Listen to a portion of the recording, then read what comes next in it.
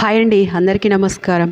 ఈరోజు నేను ఎంతో ఈజీగా, తేలిగ్గా, హెల్తీగా రోజు ఒకేలాంటి టిఫిన్ కాకుండా ఈరోజు కొత్తగా టిఫిన్ చేస్తున్నాను. మార్నింగ్ బ్రేక్ఫాస్ట్ లాగా, ఈవినింగ్ స్నాక్ లాగా ఇలా చేసుకొని తినవచ్చు.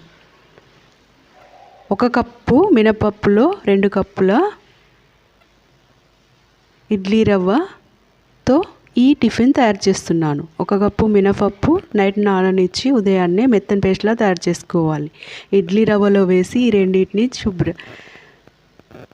రెండు కలిసేంత వరకు కలుపుకోవాలి. ఇలా బబ్లీగా తయారైనంత వరకు కలుపుకోవాలి. ఇది మునగాకు. ఈ మునగాకుతో ఈరోజు నేను ఈ రెసిపీ తయారు చేస్తున్నాను. ఎంతో హెల్తీగా, ఆరోగ్యానికి మేలు చేసే మునగాకు.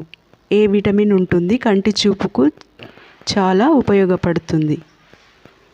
ఈ మునగాకు మా ఇంటి ముందున్న పూల మొక్క ఉంటే ఆ మొక్క దగ్గర ఈ ఆకు తీసుకువచ్చాను. ఇలా నీళ్లు వేసి శుభ్రంగా కడిగి, ఇది ఇడ్లీ రవ్వ పిండి, కొంచెం మైదా, ఈ మునగాకు,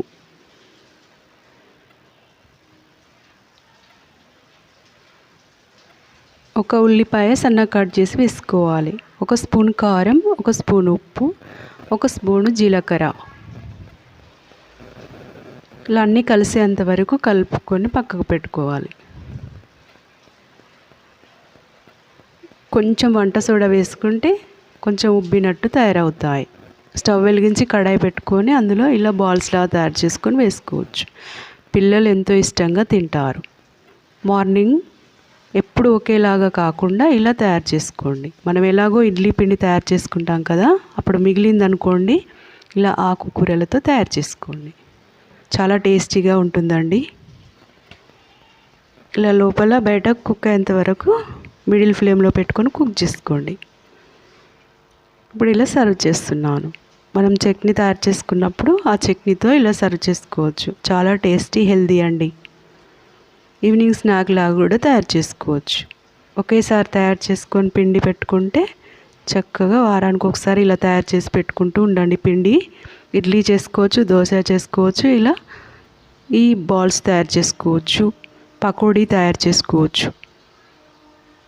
మునగాకు వల్ల చాలా ఉపయోగాలు ఉన్నాయండి. ఏ విటమిన్ ఉంటుందండి మునగాకులో? కంటి చూపు బాగుంటుంది, నరాలు బలంగా ఉంటాయి, బోన్స్ బలంగా తయారవుతాయి, హెయిర్ గ్రోత్ బాగుంటుంది, స్కిన్ ఆరోగ్యం బాగుంటుంది, ఇమ్యూనిటీ పవర్ బాగా వస్తుందండి. ప్రతి ఒక్కరింటి ముందు కుండీలో కానీ, ప్లేస్ ఉన్న వాళ్ళు ప్లేస్లో కానీ మునగాకు మొక్కను పెంచుకోండి.